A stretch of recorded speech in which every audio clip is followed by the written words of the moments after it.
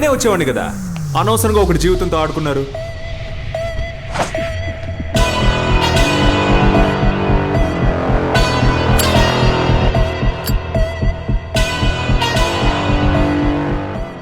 దమ్మేస్తావా?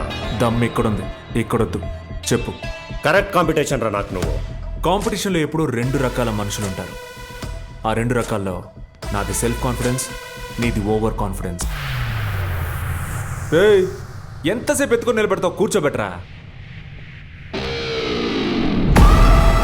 మా కుర్రోళ్ళని ఇప్పటి వరకు ఎవడూ టచ్ చేయలేదు. టచ్ చేసినోడిని నేను వదిలిపెట్టలేదు. ఎందుకు కొట్టావురా? ఏయ్, చెప్పలేదంట్రా.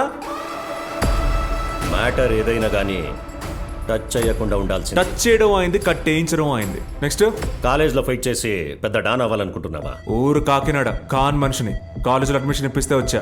నెక్స్ట్, రేయ్ మన కుర్రోడేరా.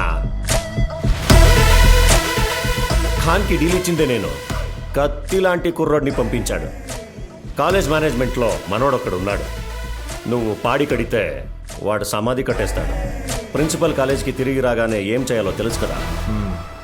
మన కుర్రోడే, వీడితో గొడవలొద్దు. వాడినేం చేయకండి. హలో, ఆ మాట నాకు కదా చెప్పాలి. నేను చేయనులే. ఏ భయపడకండి రా, నో టచింగ్. వీడు నీ గురించే దెబ్బలు తిన్నాడు, కొంచెం బాగా చూసుకో.